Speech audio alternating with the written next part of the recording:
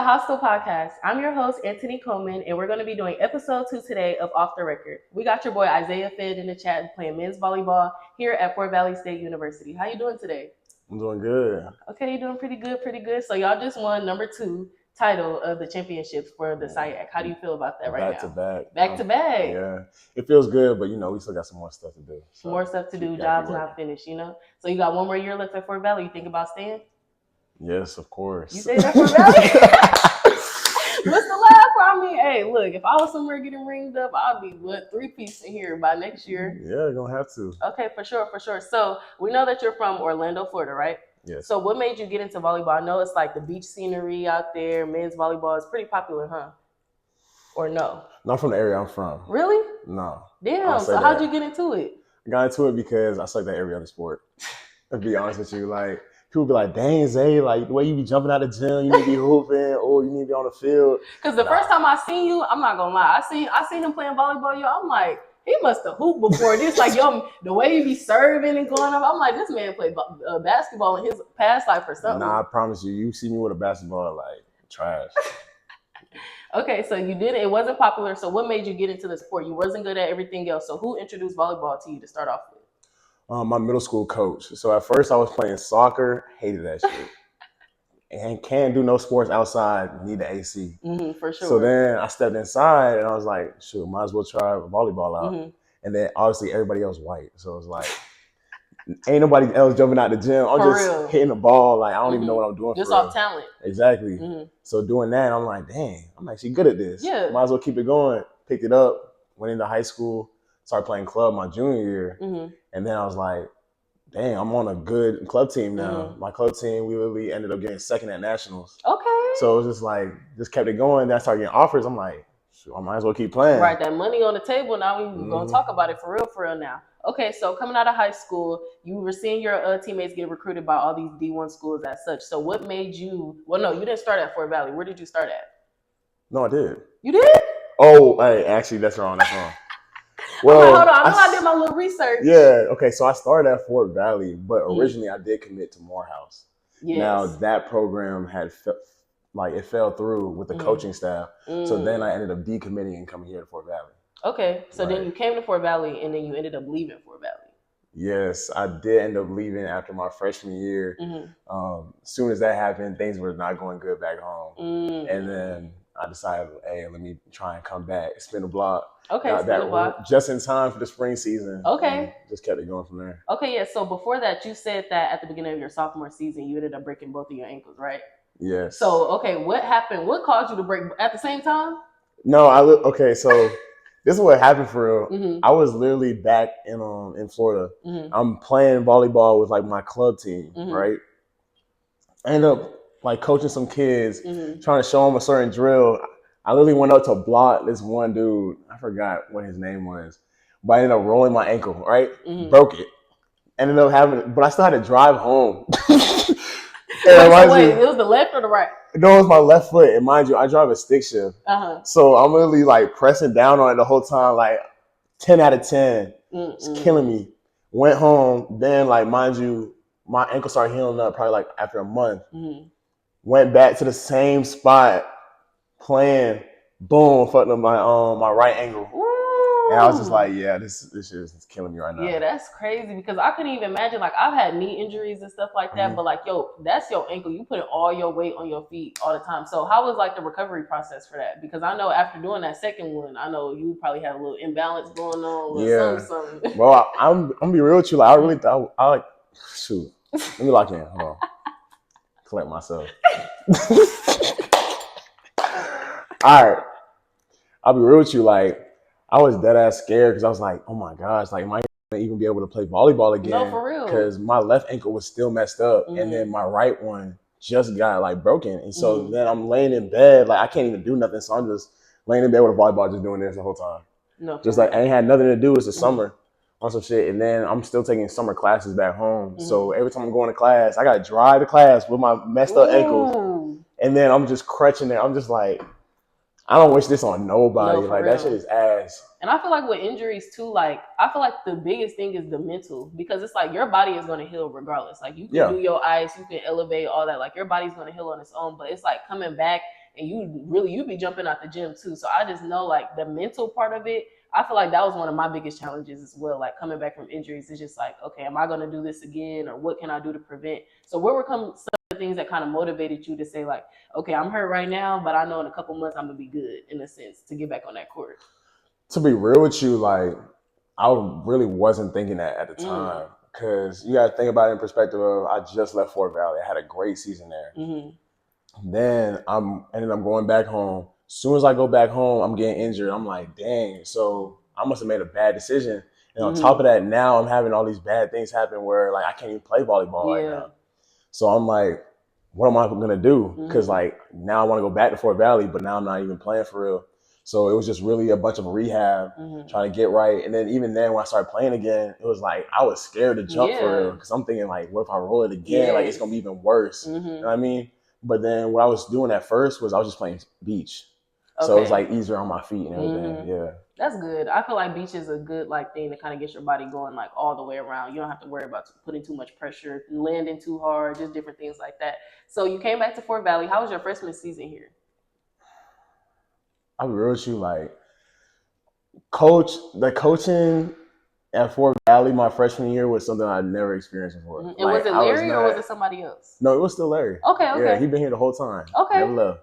So it was just different going from like high school and you know everybody just playing around. Like I said, when I first started playing, I was just playing for fun. Yeah. It's like, oh, I'm good enough. Like it's whatever. And Larry ain't playing no games. No games. I'm talking about we done had whole practices. He'd be like, hey, we set up the net. He walk in the gym, tear down the net.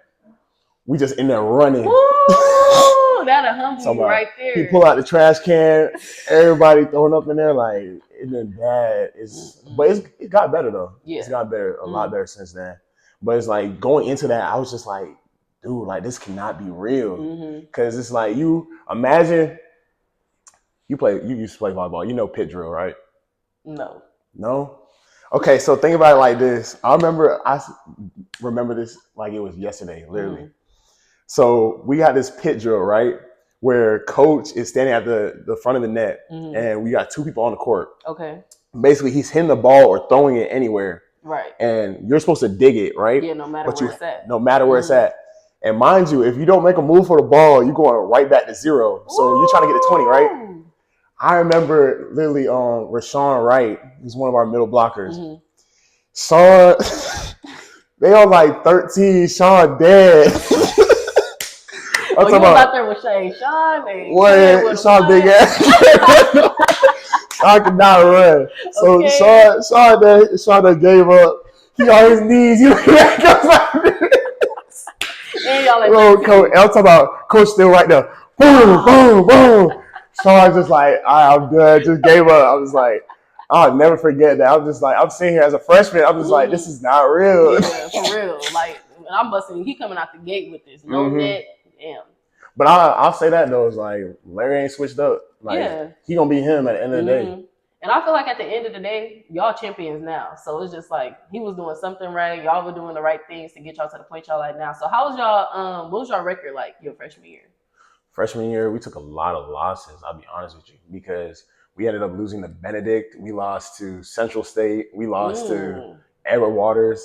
Although it's weird because all those teams, like they were really stacked in their first year or second year coming in. But then what happened is all those teams. Basically, all the other teams were stacked. So you guys were taking a lot of losses during that first year. So what kind of was the point where you kind of seen, I know they didn't come back with a lot of their players, but what was kind of the difference going into the SIAC, your sophomore season, and then going in freshman season? I really say mindset. Going in my freshman year, it was like, everybody was expecting a lot from me as a top recruit, especially coming into the SIAC. And I was thinking about it as putting too much pressure on myself, really. Like, oh, Zay on the court. Like, Zay got to play. Like, he got to do good. Oh, like, we're down. Zay got to score this point right now. You know what I mean? That's and as a freshman, as a freshman, you looking at it as, dang, all these people are older than me, but they're looking up to me to try and like hold it down for the team. And when you put that self pressure, especially when you got Larry as your coach, he's like, he telling you too, man. We he ain't telling doing me it without you. you think you Superman, like it's stuff like that. But in a sense, it really is that way. Mm-hmm. So it's kind of like having a certain level of accountability, but like don't overwhelm yourself with it. For sure. Because freshman year, that's exactly what I was doing. Mm-hmm. But then going into my sophomore year, I started realizing like, okay, I got all these responsibilities, but you can handle them. Yeah. The only person who's putting the most pressure on yourself is yourself. Yeah, for sure. So it's like when you start realizing that, you start to play more smooth, more fluid, and it's easier. That's good. Okay, so y'all won the SIAC tournament your sophomore season. Y'all came back, did it for the second time. How did it feel going to that NCAA tournament for the first time? And I was there too, y'all. Let me just let y'all know. I was in Sacramento, California. I took that little 6-hour drive to Long Beach, and I seen it in real time, and it was really a good thing to see, like seeing y'all make history in real time for the first time ever. So, how did you feel getting that first like initial knowing that y'all going to the tournament for the first time? I felt nervous, like nervous as hell. UCLA. What, like, especially because, like I said, when I came back for the spring season, I wasn't there for when they originally first played them. So my first time playing UCLA was at that tournament. So I was real nervous just coming in. I was like, dang, I have to do a good job. Kind of like that mindset I had freshman year. Yeah. But then just going on the court and just realizing like, these are just regular people just like us. Yeah. I hate to say that because that's literally what all the coaches be saying. Yeah. But it's when you get that like mentality of you're on the court with just regular people, then you start worrying about so much what's going on that side of the court, and you more so just worry about yourself and also your other teammates. Because like you got to think about it from an aspect of if I'm one of the top players on the team and I'm feeling nervous, how do you think the rest of my teammates okay, coming in? Exactly. Ooh. So it's like stop stressing about myself so much and start thinking about the rest of the team. Yeah. Because even during that game, I was not playing good, but we had Jackson. He was doing his thing. He was holding it down at the tournament. So you being on the court with them for the first time, y'all playing the game. How did that game go for you? What was you like once you got past the like, okay, we all here right now, we doing the same thing. What was the mindset after that? It was really just play your game. Like, don't get nervous. Just do what you got to do. Literally, like Coach be saying all the time, he'd be like, slow is smooth, smooth is fast. So you got to start off slow so then you can start picking up the pace and just go with how the play, whatever the play progresses as. Like, don't say, "Oh, I'm gonna bang this next ball," like, and you get a terrible set. For real. You know what I'm saying? Because a lot of people start getting in their head when they do that. Yeah. So it's like serving, yes, because that's one thing I did notice. Like watching y'all games, it's like I see you gearing up to go serve, and I just be like, in my head, I'd be like, "Easy, Zay," because I know you want to take, like, it be just looking like you want to just take their head off with like just one serve. Yeah. But what's like? So how does it feel like? Being, because you are the top server in the SIAC, right? I know I'm 6th nationally. I don't know if that's nationally. That's number 1 in the SIAC, if you ask me. Okay, so what's the pressure like being out there serving? Because I know I was one person that like when I serve, it's like a mental thing for me. It's like I know the easiest is like over the net and in the court. But I don't know. Sometimes them serves just be feeling too free. So it's just like, is that something that frustrates you? I feel that though, because it's like, yeah, you know, you want to put it over the net and in the court, but it's like at the same time, like Larry always be saying, float servers put it in the court, jump servers like put in a good ball. Yeah. So like, especially for me, it's kind of like, especially when we're low on points and we're down, it's like, yeah, I want to just get in the court, but I have a really high chance of acing them. Yeah. So it's like, I don't want to just give them a fluff ball. The reward is better than the risk, you saying? Yeah. Okay. Even though Ed always be on the side, he'd be like, 75, Zay, 75. I don't be looking at him. 100%. Every time we going, I'm smacking it. I'm getting ready to gear up to get ready to play in the second time in the tournament. Because I know y'all got to play in this round. So no, we actually don't now. Y'all don't? Oh, so y'all going straight there? Straight there. Okay, y'all playing UCLA again or who? Nah, probably going to be Long Beach. Long Beach. So how do you feel getting ready to gear up and go and play that? Again, oh, well, this time I wouldn't say I'm nervous. I'm more so just, how should I put it? Anticipating it. Okay. In a way where it's like, I just want to get this done. I want to get this over with. I want to like get this win. I want to show that like, I'm not getting these accolades for no reason. For like, sure. Isaiah Fed is going on the court and he's actually going to do something. You know, like representing the SIAC for real. So it's like, in that sense, it's a lot different from my freshman or sophomore year where I was just like, oh, I got to prove something. For sure. I'm not necessarily proving anything anymore. It's more so just making a statement where I'm solidifying what I've already proved for myself. So, and I feel like you definitely done a great job this season with making a name for yourself, making a name for the team. I seen that you got the ACVA player of the week. So congrats to you. Thank you. That's a big accomplishment, and you're getting a lot of like national looks and things and such. So what's your plans after you leave Fort Valley with volleyball? I'll be honest with you. I'm probably just gonna go to grad school. A lot of people have been asking me. They were like, "Oh, why you don't come play pro?" Like even some of my old teammates. Like I was just texting Clifton Lawrence. He plays for Puerto Rico. Okay. And literally, he was telling me, he was like, "Hey man, you gotta like hop more on the beach court so you can step up your game and then start playing pro." And I was just like, I know I'm capable of doing it. Yeah. But at the same time, it's kind of I'm starting to transition more into, I want to pursue my career and whatnot. Yes, I feel that. And I feel the same way. I'm doing the same thing right now. I'm like, volleyball, I love you. I done got my accolades, but hey, it's time to be part of the real world in a sense. Okay, so I'm very proud of you. You came far. I look forward to watching you guys at the tournament this year. And definitely next year, I know you're going to be playing. I'm still going to be tuning in, see what's going on for the three-peat, the third ring coming in. Anything you want to say to anybody out there that's even looking to get recruited, trying to come up in their sport, just anything you want to say to any viewers watching you, looking up to you, anything like that? I got two things on my mind right now. First, don't sell yourself short. Don't ever think that you are incapable of putting yourself at a high level or playing at a high level. The only person that's holding you back the most is yourself. Secondly, I'll say that don't let anybody tell you that you can't play at a high level. A lot of times it just takes progress. You have to be dedicated to something. Like I have all these accolades now, but everybody sees the accolades. Nobody was seeing me when I was in Woodward or in HPE at 3 a.m. Yeah, no, like, for real. Lights not even on. Second of all, consistency. Having a good game or having some good plays is great, but try to build some consistency within the way that you play, within the way that you work out, and the standards that you hold for yourself. That's my big takes. Your big takes away? Yeah. All right. Thank y'all so much for tuning in to Hostile Podcast episode 2. We got Isaiah Fed here today, and hopefully you guys tuned in and you guys enjoyed the show. See you next time.